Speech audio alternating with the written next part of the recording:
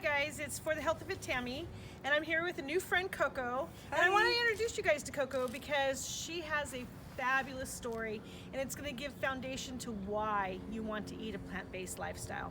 So Coco, why don't you tell us about how you came about eating a plant-based lifestyle? Because this isn't this isn't the kind of diet that people just stumble on.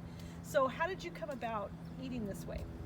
I know the hair doesn't portray it so well, but I am Mexican, and like typical modern Mexican families, very meat-based food. So meat for breakfast, lunch, dinner, and I like to say even snacks because I love beef jerky. But in September of 2017, I got a cancer diagnosis, multiple myeloma.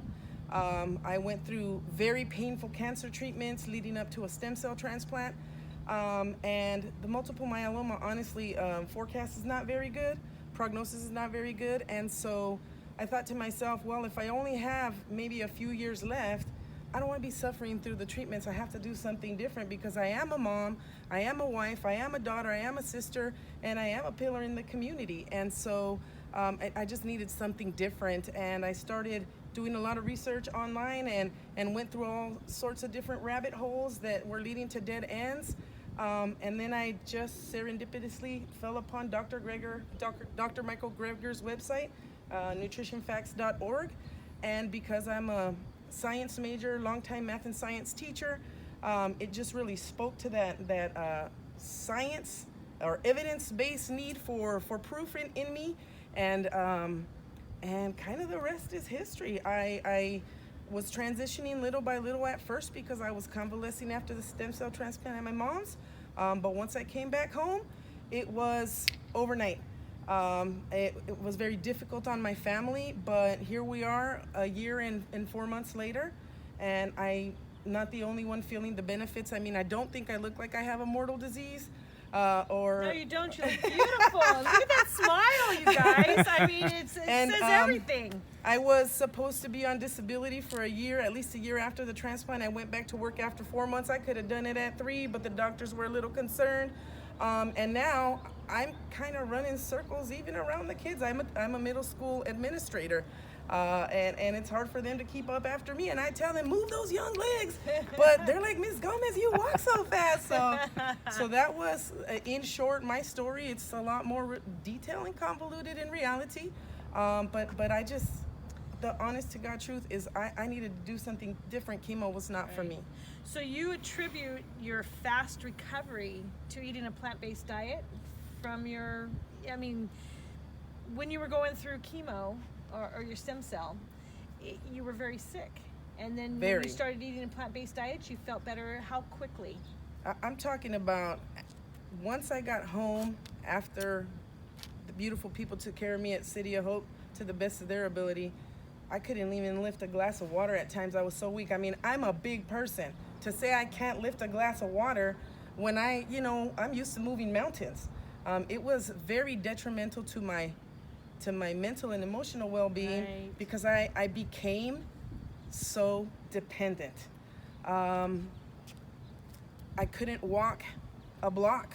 I'd get to the corner from my house, it's almost on the corner, and I was dry heaving, throwing up, bathed in sweat. That's how weak I was when I first started, but that started changing very quickly. And I want to emphasize the fact that on eating whole food, plant-based, you have to know what are the right foods to eat, because there's a lot of fruits and vegetables, but some are better than others. Right. And that's where I'm so thankful for Dr. Greger and his research and his books and his website, because I really started relying on that daily dozen. Get those beans in, get those dark greens in, get those berries in. I learned about amla. What the heck is amla? Indian gooseberries. Right. I mean, some of these things I never even heard of. And then other people started telling me, hey, I read that, about these superfoods, and let's start getting those fruits in. And okay, now you have to go organic, and now you have to start trying your best to remove toxins from your life. And so you might want to look into making your own health and personal care products. And it was just this tidal wave of information, but that's the good thing about being on disability, is you got the time to sit there and read, because there's not much else that you can do. And so I inundated myself in the reading, in the research. And I would like to say that by 3 months out, I didn't look. I don't know if you could catch this on the video, but this is me, Thanksgiving of 2018, a month after the stem cell transplant. That person passed away, doesn't exist anymore. This is a different person. That's right. Your story is so inspiring, but it doesn't end. It doesn't end right here because No, it doesn't. you have a big dream of what you want to do with property. So why don't you share a little bit about that with us, because I think that is so inspiring to me. I love it. Well, I had always. Do you mind? No, I don't mind at all. I had always dreamt of, having a place where I had a separate spot for my parents to come live with us when they were going to need more help and support, and for the kids to hang out if they wanted to, keep the grandkids closer to us, and just multi-generational living. But this really propelled me to dive deep into that, because now the dream is, okay, we've got the house and we've got the property, we've got the land. Now we got to go back to the roots. You don't eat it if you didn't plant it. You're not gonna put it in your mouth if you didn't grow it with love. We really don't know what we're putting into our bodies because we have allowed everybody else to do the work for us. And not only are we robbing ourselves of the joy of planting and farming and that type of lifestyle, but we're also robbing ourselves of the number one responsibility, which is, if we only get one ride on this train called life, you better take care of it. That's and your number one duty is to make sure That's right. that you're protecting the temple. So I'd like you to talk just briefly about how you transitioned your family, because I know that was hard for me too. That was not a difficult task, and yet my kids were already kind of eating meat-free and vegetarian and trying to get us on board for a long time. And that's hard. My husband still likes to eat fish, and so how did you do that? How did you, especially in a Mexican style, with all that cooking that is What we traditionally consider high in fat? traditional, Right. But maybe the tradition only goes back 40, 50 years, because I think the ancestors were mostly plant-based. I like to tell people the ancestors were doing blood sacrifices so that the plants would grow. They weren't doing them over tacos de carne asada. So, you know what? I went plant-based overnight once I came back to my own home, and my disease was desperate. It was major. I had to do a revolution. So I couldn't do it, overnight, little by little with the family. It wasn't overnight, and I just kind of let the guillotine fall. And I got a lot of pushback the first month.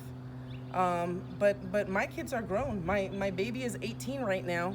And so I told them, look, the day you want to eat meat, I'm the main chef. I'm not cooking it, but you guys are welcome to go out and do you. That's right. And I would try to read out of the books, hey, look what I read here, and send them videos, and but not everybody wants to accept that, and that's okay. I at least with my own, I feel the responsibility to share, and then from there I'm done. But 2 months out, 3 months out, I start hearing the feedback. Hey, the hurt in the knee is starting to go away, and I'm not dealing so badly with my plantar fasciitis, and the gurgles I was getting all the time in the belly have subsided, and I'm losing weight for no reason. I feel like I'm eating more, and my acne's clearing up, and it's just on and on and on. So where I was in the blackest of depressions, maybe 4 to 5 months after I got the cancer diagnosis, now I am just so grateful, because it was the wake-up call I needed to fix everything up when it came to diet in my house. Right. I felt the same way. I felt like if it were not for the diagnosis that I had, I would not have fixed me, and I would not be standing here today. And Awesome. I'd be very sick. That's right. You guys, I love Coco. She's my new buddy, and you need to check her out. Me too. Thank you.